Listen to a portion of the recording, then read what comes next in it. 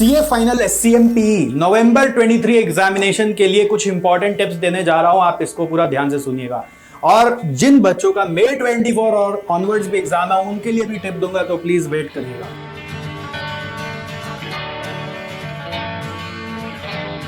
नवंबर 23 exam के लिए पहले क्रूशियल बात ध्यान रखिए कि एससीएमपी जो आपका एग्जाम है इसमें थ्योरी है 50% और प्रैक्टिकल है 50%। नाम का एससीएमपी प्रैक्टिकल पेपर है बट ये थ्योरी है 50%, ध्यान रखिएगा।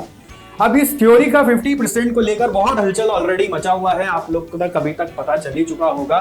तो इस हलचल को थोड़ा सा शांत करते हैं। कैसे? पहले देखो, थ्योरी को समझना बहुत ज्यादा जरूरी है। बच्चे जो सीधा थ्योरी को याद कर रहे हैं वो फंस जाएंगे, और समझने के अलावा आपको फिर याद करना भी बहुत ज्यादा जरूरी है। जो बच्चे सीधा समझ रहे हैं, सिर्फ समझ रहे हैं, वो फिर फंस जाएंगे, क्योंकि उनको एग्जाम में शब्द जो मिलेगा वो एग्जामिनर के आंसर से मैच नहीं करेगा। तो दोस्तों, थ्योरी पढ़ने के लिए सबसे पहले बेस्ट रिसोर्स क्या है? बेस्ट रिसोर्स है ऐसे हमारा जो बनाया हुआ यूट्यूब में सीए फाइनल एससीएमपी रिवीजन सिस्टम। इससे बढ़िया कोई थ्योरी पढ़ा नहीं सकता आपको यूट्यूब में एक साथ डिटेल में। ऐसा नहीं है कि जस्ट खाली हवा में उड़ा उड़ा के, डिटेल में एक एक शब्द बाई शब्द जा जाकर थ्योरी उसमें इकट्ठा करके पढ़ाया हुआ है। Apart from your institute material, बहुत सारी थ्योरीज है ना इंस्टीट्यूट ने अपने केस स्टडीज के क्वेश्चंस आरटीपी एमटीपी में जब पूछे थे तो उसमें भी दी हुई थे, तो उसका भी थ्योरी निचोड़ निचोड़ के वो रिवीजन सिस्टम में इकट्ठा करके कराया गया विथ नोट्स आपको दिया गया। उस नोट्स का नाम था एससीएमपी सेवियर। वो सेवियर वगैरह फुल्ली फ्रीली डाउनलोडेबल है, आप उसको एक्सेस करिए और उसमें 12 दिन में पूरा एससीएमपी रिवीजन कर लीजिए। अब इसके बाद आप अगर तसल्ली करना चाहे तो जाके इंस्टीट्यूट मैट में उसको थोड़ा और डिटेल में पढ़ लीजिए। अगर आपको लगता है कि उससे आपका मन या मतलब एपेटाइट ऑफ लर्निंग कंज्यूम खत्म नहीं हुआ, आपको पूरा चीज और संतुष्टि से पढ़ना है, तो जाके फिर पढ़ेंगे तो स्पीड में समझ में भी आ जाएगा। अब इस थ्योरी को लेकर जब अपने एग्जाम में जाएंगे तो एग्जाम में देखिए क्या होगा। एक क्वेश्चन आता है जो डायरेक्ट टाइप का सा लगता है कि कोई for example supply chain management के 8 प्रोसेसेस का नाम बताओ फॉर एग्जांपल।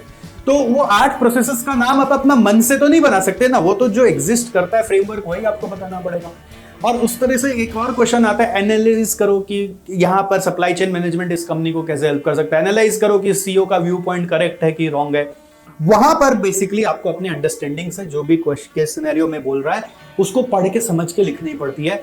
और वहां पर नियरेस्ट भी मैच होता है ना तो इंस्टीट्यूट मार्क्स देता है, क्योंकि उसका कोई स्टैंडर्डाइज आंसर नहीं है। तो जो नियरेस्ट मैच होता है उस पर मार्क्स देता है। कुछ कुछ एग्जामिनर्स एक्सेप्शन हो सकते हैं कि भाई वो अपना दिमाग लगाना नहीं चाहते, जो छपा हुआ है उसी से देख देख के मार्क्स देंगे, तो उससे आपको अपना प्रिपरेशन स्ट्रेटजी में चेंजेस करने का कोई दरकार नहीं है। वो हमारा नसीब है, उसका हम कुछ नहीं कर सकते। बट जो डायरेक्ट क्वेश्चन है कि 8 फ्रेमवर्क क्या है, या फिर अपस्ट्रीम सप्लाई चेन क्या है, डाउनस्ट्रीम सप्लाई चेन क्या है, या फिर 8 टाइप्स ऑफ वेस्ट क्या है, जो स्टैंडर्ड चीजें हैं वो तो आपको याद करनी पड़ेगी और उसको एज इट इज लिख के आना पड़ेगा। उसका नंबर इंस्टीट्यूट मिला के भी देगा, जैसे भी देगा तो स्टैंडर्ड जिससे मैच करेगा उसका मार्क्स सबको पूरा मिलना ही मिलना। अब इसके अलावा भी आप एग्जाम हॉल में जब जाएंगे तो कुछ नए क्वेश्चंस आपको मिल जाएंगे। तो वो नए क्वेश्चंस को हैंडल करने का तरीका क्या है? तो उस समय आपको खाली ये जज करना है कि जो क्वेश्चन रिक्वायर्ड में पूछ रहा है वो रिक्वायर्ड वाला पार्ट कोई डायरेक्ट कॉन्सेप्ट से कनेक्टेड है कि वो कोई इनडायरेक्ट कमेंट या एनालिसिस करने बोल रहा है। अगर वो डायरेक्ट से जुड़ा हुआ है तो वही पॉइंट्स मिलेगा, तभी इंस्टीट्यूट मार्क्स देगा। अगर वो इनडायरेक्ट है तो उसमें रिस्क है। क्या तो उस क्वेश्चन को अवॉइड करें, पहले वो डायरेक्ट वाला क्वेश्चन कर लें, या फिर उस क्वेश्चन में आप समझ ले कि आपको जो मन में आए वही लिखना है, जैसे मार्क्स मिलना वही मिलना है। इसका कोई परफेक्ट सॉल्यूशन नहीं है। रहा प्रैक्टिकल का बात, अगर आपने एक बार भी क्लासेस किया हुआ है तो प्रैक्टिकल आपके लिए बाएं हाथ का खेल है, क्योंकि प्रैक्टिकल से देखो एक क्वेश्चन ट्रांसफर प्राइसिंग का आपको मिलता ही मिलता है, एक क्वेश्चन आपको स्टैंडर्ड कॉस्टिंग का मिलता ही मिलता है, ये सब फिक्स्ड है। एक क्वेश्चन आपको वो लाइफ साइकिल या टारगेट या फिर एनवायरमेंटल मैनेजमेंट अकाउंटिंग या परेटो से मिलता ही मिलता है, फिक्स्ड है ये सब। तो इस तरीके से 3 क्वेश्चन मैंने आपको बता ही दिया। इसके अलावा कोई एक आध क्वेश्चन जो है वो डिसीजन मेकिंग का आ जाएगा, रेलेवेंट कॉस्टिंग या फिर कोई मेक और बाय या सब कॉन्ट्रैक्टिंग का, वो जरूरी नहीं आएगा, बट कभी आ भी जाता है कभी नहीं भी आता। तो इस तरह से प्रैक्टिकल सजा हुआ। आपका प्रैक्टिकल को लेकर और ज्यादा कोई बहुत ज्यादा इंफेसिस नहीं है।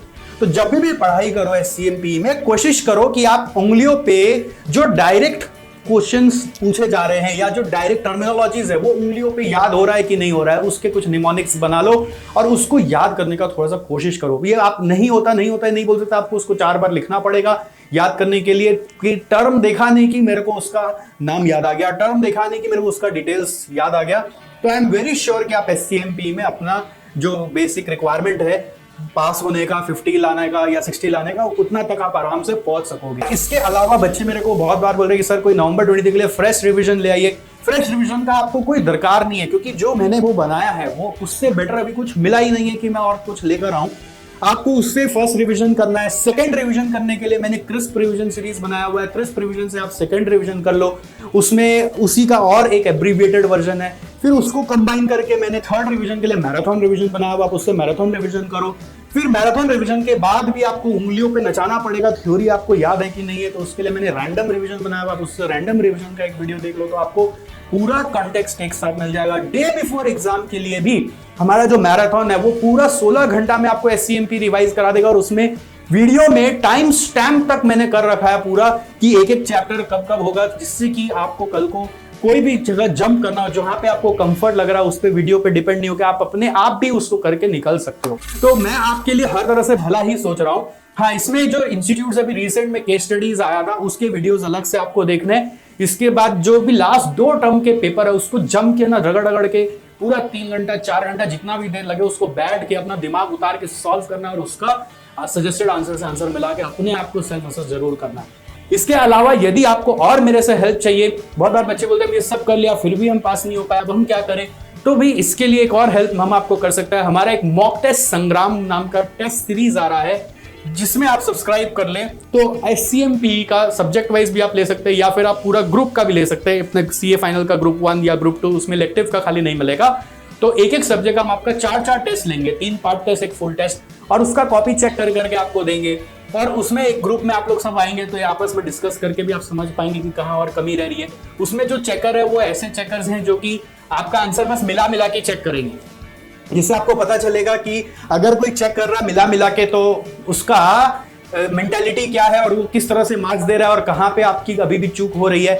उस प्रिपरेशन को बिफोर गोइंग टू एग्जाम आप बेटर कर सकोगे और आप पास कर सकोगे। इसके अलावा यदि आपकी कोई भी क्वेरी है तो आप जरूर मेरे से टच में आना।